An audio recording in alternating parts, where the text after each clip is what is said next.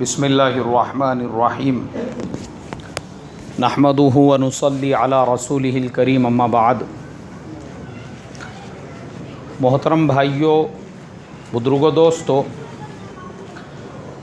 اللہ کے فضل و کرم سے آج ہم نے 23ویں تراویح مکمل کی، لیکن تفسیر انشاءاللہ آج ہم لوگ 20ویں پارے کی سنیں گے۔ جیسا کہ میں نے اس سے پہلے بھی بتایا تھا،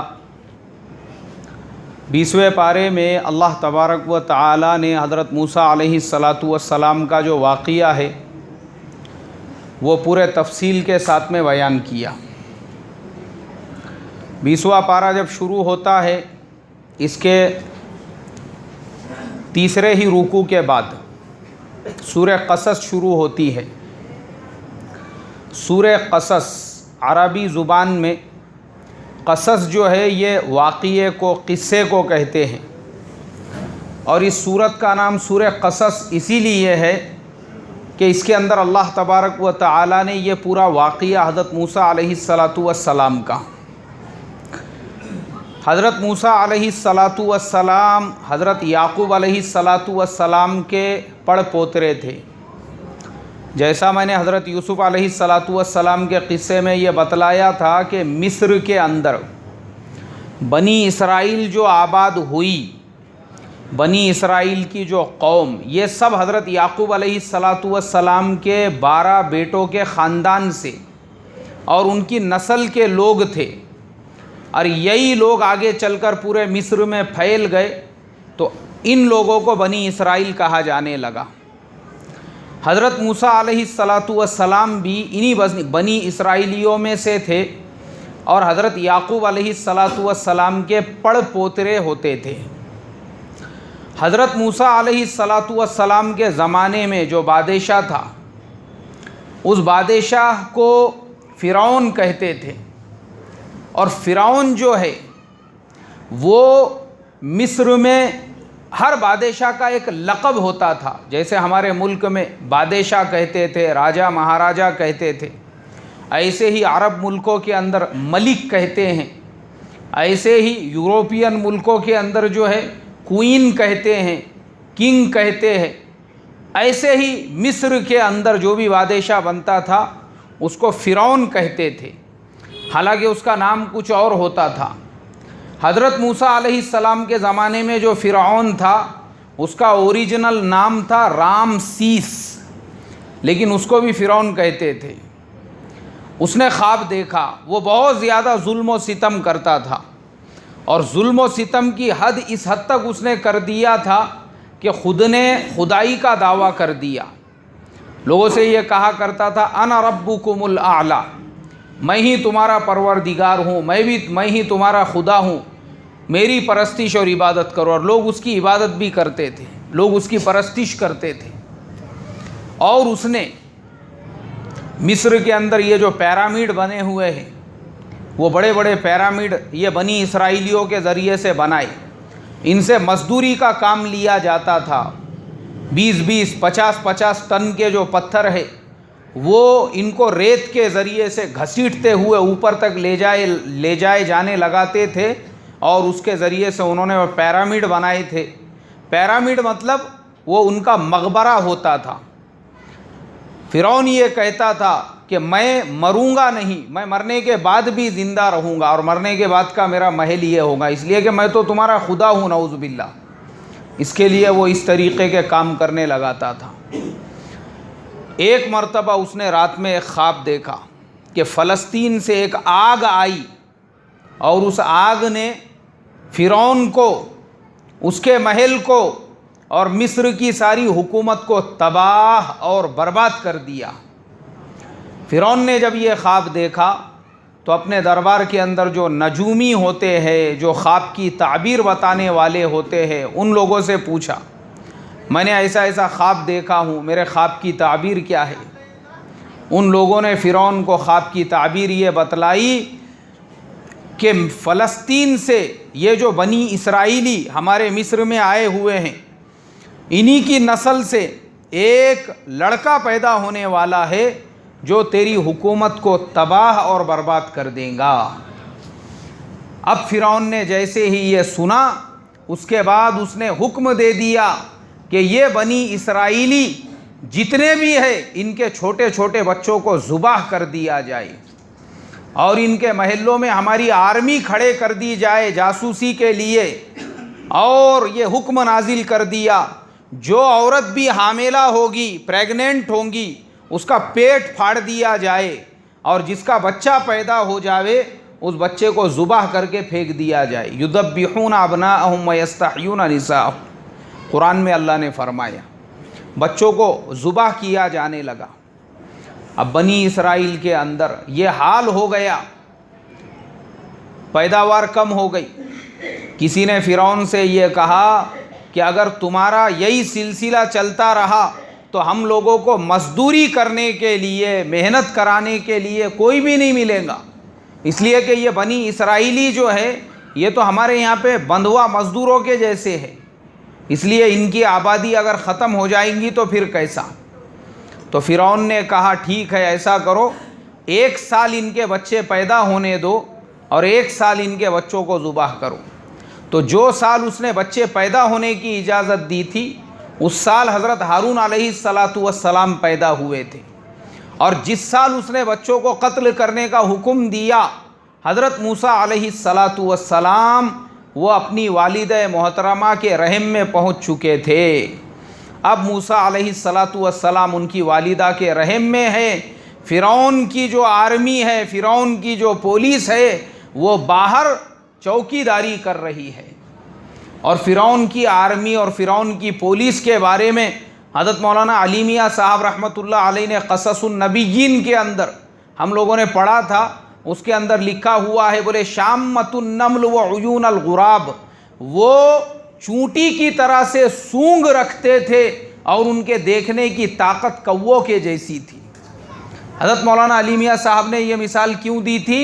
اس لیے کہ چونٹی کہیں پر بھی آپ مٹھائی رکھو وہاں پر ضرور پہنچ جائے گی، اور کوے کی آنکھ اتنی تیز ہوتی ہے، مردار اس کو کتنے بھی دور نظر آ جاوے کوا وہاں پر پہنچ جاتا ہے۔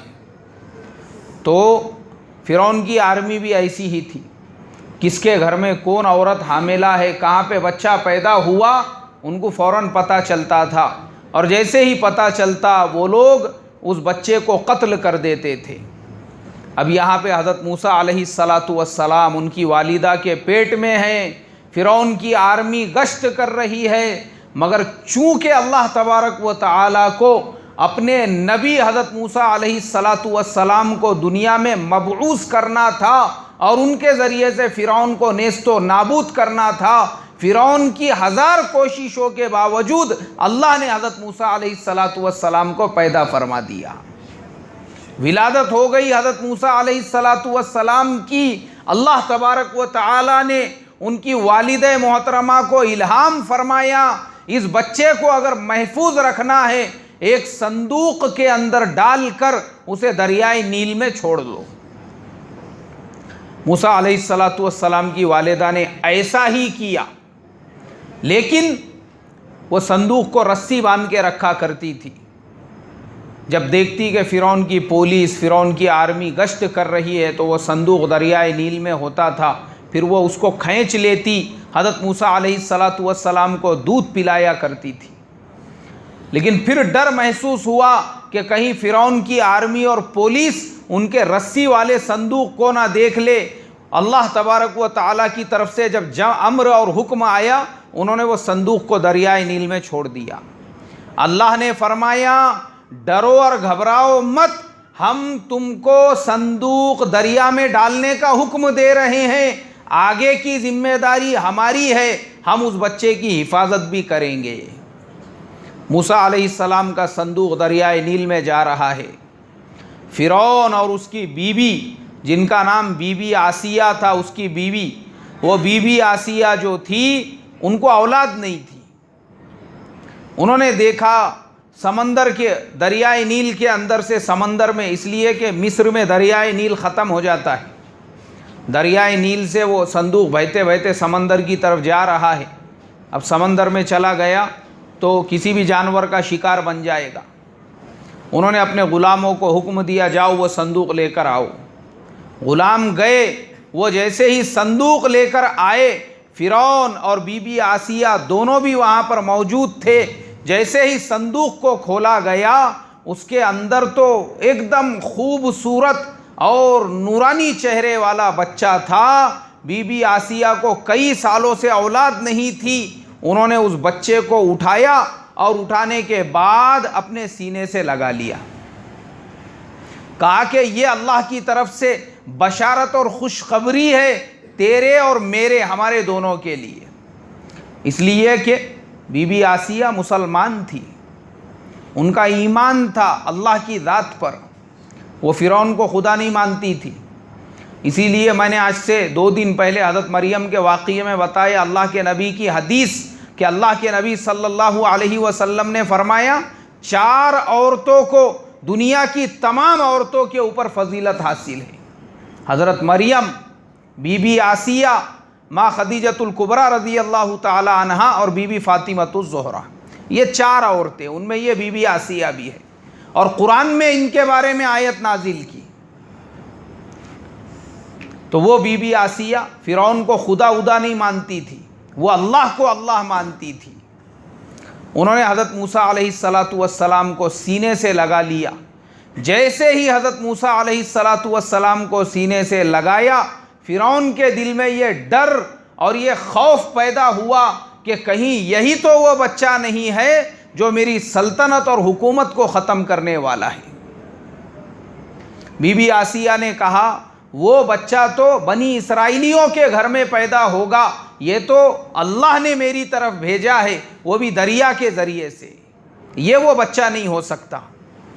اب حضرت موسیٰ علیہ السلام دیکھو، جس فرعون کی سلطنت اور حکومت ختم کرنے کے لیے اللہ نے بھیجا تھا، اسی فرعون کے گھر میں اللہ نے ان کو پہنچا دیا۔ حضرت موسیٰ علیہ السلام کسی کا بھی دودھ پینے کے لیے تیار نہیں۔ جاؤ گاؤں میں جا کر اعلان کرو شہر کے اندر کہ جو عورت بھی حضرت موسیٰ علیہ السلام کو یعنی اس معصوم بچے کو دودھ پلائے گی، اس کو بادشاہ کی طرف سے وظیفہ دیا جائے گا اور اس کے ساتھ میں انعام و اکرام کا معاملہ ہوگا۔ حضرت موسیٰ علیہ السلام کی بہن وہ فرعون کے محل کی طرف گئی اور دیکھنے لگی کہ آخر یہ بچہ کون ہے جو فرعون کے دربار میں پہنچا ہوا ہے، جس کو دودھ پلانے کے لیے اتنا اہتمام ہو رہا ہے۔ اور دوسری طرف حضرت موسیٰ علیہ السلام کی والدہ جو اپنے معصوم بچے کو دریائے نیل میں چھوڑ چکی تھی، رو رو کر ان کا برا حال ہو گیا تھا، کیونکہ پیٹ کی اولاد تھی۔ بہن نے جب حضرت موسیٰ علیہ السلام کو دیکھا کہ مصر کی عورتیں لائن سے کھڑی ہوئی ہے اور حضرت موسیٰ علیہ السلام کو دودھ پلانا چاہتی ہے، لیکن حضرت موسیٰ علیہ السلام کسی کا بھی دودھ پینے کے لیے تیار نہیں ہے۔ وہ وہاں پر جو عورتیں تھیں بی بی آسیہ سے انہوں نے کہا کہ ایک عورت کو میں جانتی ہوں، مجھے امید ہے کہ یہ ان کا دودھ ضرور پئیں گے۔ کہا کہ جاؤ فوراً جا کے اس عورت کو لے کر آؤ۔ اب بادشاہ کی طرف سے سواری بھیجی گئی حضرت موسیٰ علیہ السلام کی والدہ کو لانے کے لیے۔ ان کی بہن نے والدہ سے کہا کہ امی جان، ہمارا جو معصوم بھائی ہے حضرت موسیٰ علیہ السلام وہ فرعون کے دربار میں پہنچ چکے ہیں، اور میں نے وہاں پہ کسی سے بھی نہیں کہا کہ وہ میرا بھائی ہے اور آپ کا جو ہے بیٹا ہے، آپ وہاں پر چلو، اور وہ کسی کا دودھ نہیں پی رہا ہے، آپ کا دودھ وہ، کیونکہ آپ تو والدہ ہے، وہ آپ کا ہی دودھ پیے گا۔ حضرت موسیٰ علیہ السلام کی والدہ پہنچی فرعون کے محل میں، پورے اعزاز و اکرام کے ساتھ ان کو لے جایا گیا، اور جیسے ہی حضرت موسیٰ علیہ السلام کو اپنے گود میں اٹھایا، حضرت موسیٰ علیہ السلام اپنی والدہ سے لپٹ گئے اور موسیٰ علیہ السلام دودھ پینے لگے۔ بی بی آسیہ فرعون کی بیوی نے حکم دیا کہ جس کا دودھ ہمارا بیٹا پی رہا ہے ان کا اعزاز و اکرام کیا جائے اور ہمارے محل میں ہی ان کے رہنے کے لیے انتظام کیا جائے۔ دیکھو یہ ہے خدا کی قدرت۔ کہاں تو دریائے نیل میں ڈال دیے تھے، اور یہ سوچ رہے تھے کہ بیٹا ختم ہو گیا، لیکن کس نے بچایا بھائی؟ اللہ نے بیٹے کو بچایا، اور اللہ نے ماں سے ملا دیا۔ اب ماں سے جب ملاقات ہو گئی، موسیٰ علیہ السلام اپنی ہی والدہ کی گود میں پرورش پانے لگے، جوان ہو گئے، بڑے ہو گئے۔ موسیٰ علیہ السلام کا پورے مصر میں ایک وزن ہو گیا کہ یہ فرعون کی اولاد ہے۔ جہاں پر بھی جاتے لوگ ان کی عزت کیا کرتے تھے۔ ایک مرتبہ مغرب اور عشاء کے درمیان کا وقت تھا، ایک راستے سے گزر رہے تھے، وہاں پہ دو لوگوں میں آپس میں لڑائی جھگڑا ہو رہا تھا۔ حضرت موسیٰ علیہ السلام سے انہوں نے کہا کہ آپ تو بادشاہ کی اولاد ہو، آپ ہمارے بیچ میں فیصلہ کرا دو۔ حضرت موسیٰ علیہ السلام ان دونوں کے درمیان میں فیصلہ کرانے لگے، اور فیصلے کے درمیان میں کچھ ایسی بات ہو گئی کہ حضرت موسیٰ علیہ السلام نے ایک گھونسا جو ہے ایک کو مار دیا، جو خود فرعون کے خاندان سے تھا، اور جگہ پہ اس کی موت ہو گئی۔ نبی کا ہاتھ تھا، اس لیے کہ اللہ نے ہر نبی کو 1000 پہلوانوں کی طاقت عطا فرمائی ہوتی ہے۔ کتنے پہلوانوں کی بھائی؟ ہاں، 1000 پہلوانوں کی۔ اللہ کے نبی کے بھی ایسے بہت سارے واقعات ہیں، وہ میں پھر کبھی انشاءاللہ بیان میں آئیں گے۔ تو یہ بھی اللہ کے نبی تھے، 1000 پہلوانوں کی طاقت۔ اب آپ سوچو وہ ہاتھ کتنا پاورفل ہوں گا۔ حضرت موسیٰ علیہ السلام کا ہاتھ پڑتے ہی اس کا انتقال ہو گیا۔ مصر کو، بادشاہ کو جب پتہ چلا فرعون کو ایسا ایسا واقعہ ہوا ہے، اس نے فوراً اپنے فوجی بھیجے اور کہا کہ جس نے مارا ہے اس کو فوراً پکڑ کے ہمارے دربار میں لایا جائے۔ اب ایک آدمی آیا حضرت موسیٰ علیہ السلام کے پاس، وجاء رجل من اقصى الْمَدِينَةِ يسعى قال یا موسیٰ ان الملأ یأتمرون بک لیقتلک فخرج انی لک من الناصحین۔ اے موسیٰ، تم کو پکڑنے کے لیے فرعون کی فوج نکل چکی ہے، بھلائی اسی میں ہے، مصر چھوڑ کے روانہ ہو جاؤ ورنہ وہ لوگ تم کو قتل کر دیں گے، اور میرے مشورے کے مطابق یہی تمہارے لیے بہتر ہے۔ حضرت موسیٰ علیہ السلام کو اس مشورہ دینے والے کے مشورے میں بھلائی نظر آئی، وہ فوراً مصر سے مدین کی طرف روانہ ہو گئے۔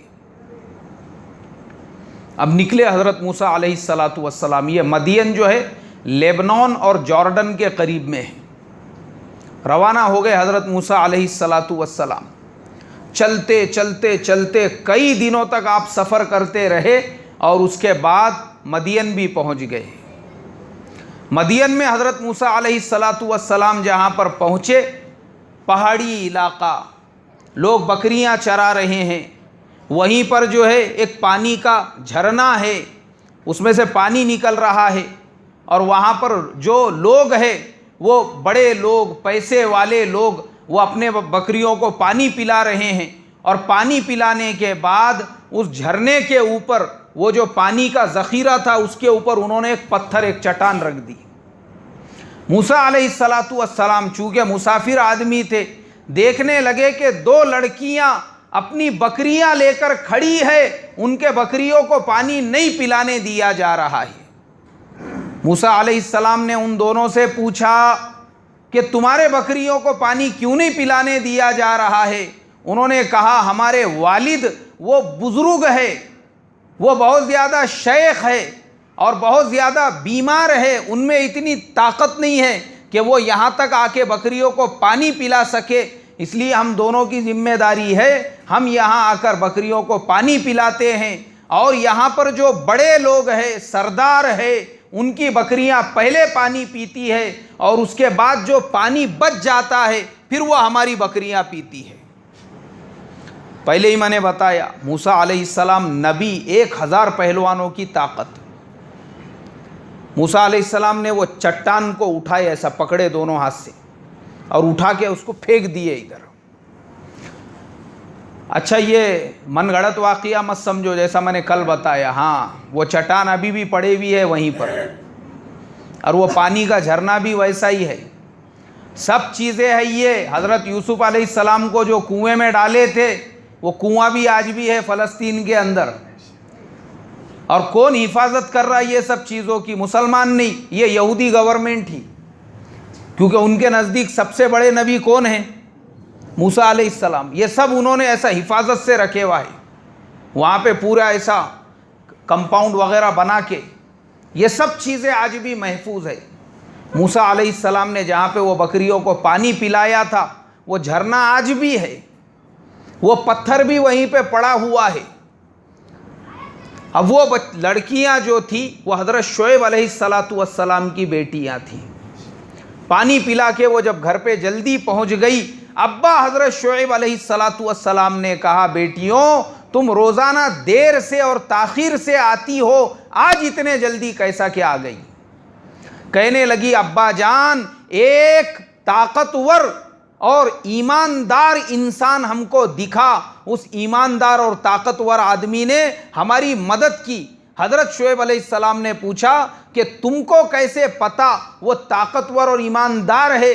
کہا کہ اے ابا جان وہ طاقتور ہے، ہم نے تو وہاں پہ دیکھ لیا کہ جو چٹان سینکڑوں لوگوں کے ہٹانے سے نہیں ہٹ سکتی وہ اس اکیلے نے ہٹا دیا، اور امانت دار اس لیے ہے کہ جب انہوں نے ہمارے ساتھ بات کی ان کی نظریں زمین کے اوپر تھی، انہوں نے ہمارے سے آنکھوں میں آنکھیں ملا کر بات نہیں کی۔ اس سے ہم کو پتہ چل گیا یہ ایماندار اور شریف آدمی ہے، اور ہمارا مشورہ یہ ہے ہم دونوں لڑکیاں ہیں، بکریاں چرانا ہمارا کام نہیں ہے، آپ ان کو مزدور رکھ دو اپنے پاس میں، آپ کو ایسا طاقتور اور امانت دار مزدور پھر نہیں ملیں گا، اس لیے کہ وہ بیچارہ کوئی مسافر لگتا ہے۔ حضرت شعیب علیہ السلام نے کہا جاؤ ان کو بلا کے لے کر آؤ۔ آئے حضرت موسیٰ علیہ السلام، کہا کہ ہم کو مزدور کی ضرورت ہے۔ کہا ٹھیک ہے میں مزدوری کروں گا۔ تو شعیب علیہ السلام نے کہا دیکھو میرے گھر پہ 2 جوان بیٹیاں ہیں، اور ایک جوان آدمی کو میں مزدور کے طور پہ گھر پہ نہیں رکھ سکتا ہوں، اس لیے میرا مشورہ یہ ہے تم میری 2 بیٹیوں میں سے کسی ایک کے ساتھ میں نکاح کر لو، تو پھر میرے گھر میں رہنے کی بھی تمہارے لیے گنجائش ہو جائے گی۔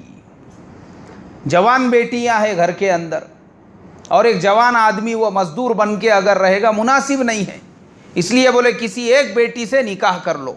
موسیٰ علیہ السلام نے کہا بہترین، بہت اچھی رائے ہے، لیکن میں غریب آدمی ہوں، مسافر ہوں، ابھی میرے پاس کچھ بھی نہیں ہے، میں مہر کیسے ادا کروں گا؟ حضرت شعیب علیہ السلام نے فرمایا کہ تم 8 سال تک ہماری بکریاں چرانا، یہ تمہارا مہر ہوگا، اور اگر تم 10 سال چراؤ تو یہ تمہارا ہمارے اوپر احسان ہوگا۔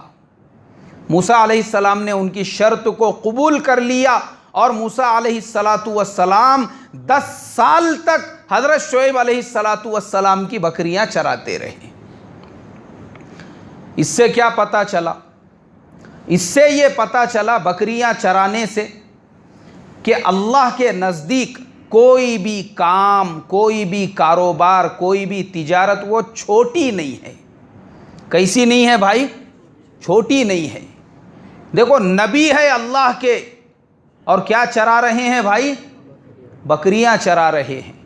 آج کے مسلمان کو بولو بھائی تیرے بیٹی کے لیے رشتہ ہے، لڑکا کیا کرتا ہے؟ وہ بکریاں چراتا ہے۔ مجھے بتاؤ کوئی اپنی بیٹی دیں گا آج بکریاں چرانے والے کو؟ ارے حضرت فلاں ڈاکٹر کا رشتہ آیا تھا ہم نے نہیں دیے، انجینئر کا رشتہ آیا تھا نہیں دیے، پڑھے لکھے کا رشتہ آیا تھا نہیں دیے، بکری چرانے والے کو ہم کیسا دیں گے؟ ہم عیب سمجھتے، عیب۔ کوئی بھی چھوٹے سے چھوٹا کاروبار بھی اگر کرنا ہے، چھوٹے سے چھوٹا کاروبار، نوجوان آج ہمارے گریجویٹ ہو چکے ہیں، تعلیم یافتہ ہو چکے ہیں، ان کو اگر کوئی چھوٹا کام دو وہ اپنی شان کے خلاف سمجھتے ہیں۔ بوڑھا باپ 60 اور 70 سال کی عمر میں مزدوری اور محنت کر کے بچوں کو پال رہا ہے، اور کسی بیٹے سے اگر باپ یہ کہے بیٹا تو ذرا کچھ کام دھندا نہیں ہے تو کم سے کم رکشہ لے کے چلے جا، ابا تمہارا دماغ خراب ہو گیا، بولے اب تم کو معلوم نہیں ہے محلے میں میری پوزیشن کیسی ہے، میرا مقام کیسا ہے، میرا مرتبہ کیسا ہے، میں اگر رکشہ چلاؤں گا لوگ میرے بارے میں کیا بولیں گے؟ یعنی 60 اور 70 سال کے بوڑھے باپ کی محنت اور مزدوری پہ گھر میں بیٹھ کر یہ کھا رہا ہے تو اس کو اس کی شرم نہیں ہے مگر حلال روزی کمانے کی شرم ہے، کیونکہ چھوٹا کاروبار سمجھا اس نے۔ ارے بھائی گاڑے کے اوپر کوئی کاروبار کرو، کوئی تجارت کرو، کوئی بزنس کرو۔ ارے بولے دماغ خراب ہو گیا، میں ایسا چھوٹا موٹا کاروبار نہیں کر سکتا۔ ہمارا نوجوان حلال روزی کمانے کو عیب سمجھتا ہے۔ کیا سمجھتا ہے بھائی؟ عیب سمجھتا ہے۔ ایک نوجوان، اس نے MBA کی ڈگری لیا ہوا تھا، اس کے والد صاحب نے بھیج کر دیے، بولے جان پہچان میں کہیں پہ کام پہ لگاؤ۔ تو ایک ہمارے جان پہچان والے تھے، میں نے ان کے پاس میں اس کو صرف غلے پہ بیٹھنے کی ذمہ داری، انہوں نے کہا بھائی یہاں پہ حساب کتاب سنبھالنا، اور میں نے اس کو مشورہ دیا کہ دیکھو پہلے جو بھی چھوٹا موٹا کام ملا وہ لے لو، اور وہ کام کرتے کرتے کوئی اچھی جگہ پہ جاب جو ہے وہ تلاش کرتے رہنا، کیونکہ آپ فریشر ہو، فریشر کو کوئی بھی کام نہیں دیتا، آپ کو پہلے چھوٹا موٹا کام کر کے ہی بڑا کام تلاش کرنا پڑتا ہے۔ تو وہ نوجوان 3 دن کے بعد وہ دکان سے غائب ہو گیا۔ وہ ہمارے دوست، ان کا بہت بڑا میڈیکل اسٹور ہے، انہوں نے میرے سے فون کر کے کہا ارے بولے مولانا وہ بچہ آیا نہیں آج کام پر۔ اب میں وہ بچے کو فون لگا رہا ہوں، وہ اٹھانے کو تیار نہیں۔ دوسرے تیسرے دن پھر ان کا فون آیا، ارے بولے وہ 2-3 دن سے نہیں آ رہا ہے۔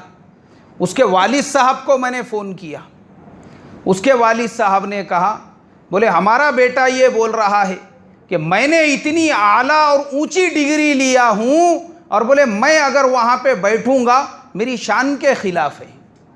میں نے کہا اس کو ڈگری لے کے کتنے سال ہو رہے؟ بولے 3 سال ہو چکے ہیں، باپ کی جان پہ کھا رہا ہے تو شرم نہیں آ رہی ہے، لیکن چھوٹا کام کرنے میں شرم آ رہی ہے۔ میں نے کہا اچھی بات ہے، غلطی ہو گئی ہمارے سے، اب آگے چل کر ٹاٹا کمپنی یا ریلائنس انڈسٹریز کے اندر اگر CEO کی جگہ خالی رہے گی، اس ٹائم پہ ہم سجیسٹ کریں گے کہ بھائی ایک بندہ ہمارے پاس میں ہے بول کے، کیونکہ چھوٹا کام کرنے کو تیار نہیں ہے، بڑی پوسٹ چاہیے، یا تو MD کی یا تو CEO کی کرسی۔ یہ آج کا نوجوان کیونکہ عیب سمجھتا ہے، تو میں نے یہ مثالیں آپ کو سمجھانے دیا جو آج ہمارے نوجوانوں کے دماغوں پہ یہ جو گھمنڈ اور اکڑ کا بھوت سوار ہے کہ وہ چھوٹا کام کرنے تیار نہیں۔ اور یہاں پہ اللہ کے نبی حضرت موسیٰ علیہ السلام کتنے سال تک بکریاں چرائی بھائی؟ 10 سال تک بکریاں چراتے رہے، اور اس کے بعد جب وہ 10 سال کا مہر ادا ہو گیا اپنی بیوی کو لے کر نکلے مصر کی طرف۔ سردی کا موسم، بیوی حالت حمل میں ہے، بیوی کو سردی لگ رہی ہے۔ حضرت موسیٰ علیہ السلام نے راستے میں دیکھے پہاڑ پہ آگ جل رہی ہے، بیوی کو انہوں نے نیچے ہی بٹھایا، کہا کہ میں آگ لے کر آتا ہوں۔ اب آگ لینے کے لیے حضرت موسیٰ علیہ السلام اس پہاڑ کے اوپر پہنچے تو فوراً اللہ تبارک و تعالیٰ کی طرف سے آواز آئی، انی انا اللہ لا الہ الا انا فاعبدنی یا موسیٰ انک بالوادی المقدس طویٰ۔ اے موسیٰ تم یہ مقدس وادی کے اوپر ہو، اور اللہ تبارک و تعالیٰ نے حکم دیا فخلع نعلیک انک بالوادی المقدس طویٰ، اپنے پیر میں کی جوتیاں بھی نکال دو۔ اب اللہ نے بات چیت کی، ہم کلامی کی، اور حضرت موسیٰ علیہ السلام کو اللہ نے اپنے نبوت کی ذمہ داری کے لیے قبول فرما لیا۔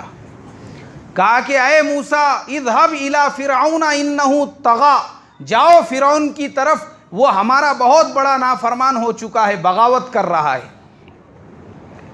موسیٰ علیہ السلام نے کہا اے اللہ میں چلا جاؤں گا، لیکن میرے پاس میں 2 چیزوں کا مسئلہ ہے، پہلے تو میری زبان میں لکنت ہے، اور دوسرے اگر تم میرے بھائی ہارون اخی اشدد بہ ازری، اگر میرے بھائی ہارون کو میرا وزیر بنا دو، میرا اس کو خلیفہ بنا دو، تو پھر مجھے آسانی رہیں گی، اور دوسرے میرے زبان میں لکنت ہے، میں صحیح سے بات نہیں کر سکتا ہوں۔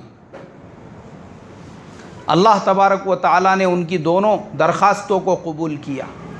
کہا کہ قال رب اشرح لی صدری ویسر لی امری واحلل عقدۃ من لسانی یفقہوا قولی. اللہ نے کہا اے موسیٰ یہ دعا پڑھا کرو، اس کی برکت سے ہم تمہارے سینے کو بھی کھول دیں گے اور تمہارے زبان کی لکنت کو بھی دور کر دیں گے. اسی لیے میرے محترم بزرگوں، کسی نوجوان کی زبان میں اگر لکنت ہے، بوبڑا پن ہے، یا وہ تھوڑا سا اس کا ذہن کمزور ہے، تو یہ 16ویں پارے میں آیت ہے. یہ آیت ہر فرض نماز کے بعد 1 مرتبہ پڑھنے کا. اللہ تبارک و تعالیٰ اس آیت کے پڑھنے کی برکت سے اس کے زبان کی لکنت کو بھی دور کر دیں گے، اس کے دماغ اور اس کی جو قوت حافظہ کی کمزوری ہے اس کو بھی دور فرما دیں گے.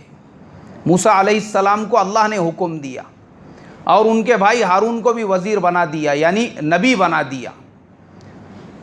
اس کے بعد موسیٰ علیہ السلام اپنے بھائی حضرت ہارون کو لے کر فرعون کے دربار میں پہنچے. اب اس سے آگے کا جو واقعہ ہے وہ میں 9 پارے کی تفسیر میں بتا چکا ہوں، لیکن سبق لینے والی بات دیکھو، اللہ تبارک و تعالیٰ سے موسیٰ علیہ السلام نے اپنے بھائی کی سفارش کی اور کہا کہ میرے بھائی کو بھی نبی بناؤ. اس سے پتہ چلا کہ ایک بھائی نے اپنے دوسرے بھائی کا کتنا خیال رکھنا چاہیے، ایک بھائی نے دوسرے بھائی سے کتنی محبت کرنا چاہیے. یہ نہیں ہے جیسا آج ہمارے زمانے میں بھائی بھائی کے کاروبار پہ حسد کرنے والے، بھائی بھائی کی ترقی کو دیکھ کر جلنے والے، اور بھائی بھائی کے اوپر ہی اپنا حسد نکالنے والے. یہ انبیاء کی شان کے خلاف اور اللہ تبارک و تعالیٰ کو ناراض کرنے والی چیزیں ہیں. تو اس واقعے سے پتہ چلا کہ ہم نے بھی اپنے بھائی سے محبت کرنا چاہیے، جیسے حضرت موسیٰ علیہ السلام نے اپنے بھائی کو بھی کیا بنانے کی دعا کی؟ بھائی نبی بنانے کی درخواست کی، اور اللہ نے ان کی درخواست کو قبول کیا. اسی لیے اللہ کے نبی نے فرمایا کہ مومن وہ ہوتا ہے جو اپنے لیے پسند کرتا ہے وہی اپنے بھائی کے لیے بھی پسند کرتا ہے. اللہ مجھے آپ کو عمل کی توفیق عطا فرمائے. سبحان اللہ و بحمدہ، سبحانک اللہم و بحمدک، نشہد ان لا الہ الا انت، نستغفرک و نتوب الیک.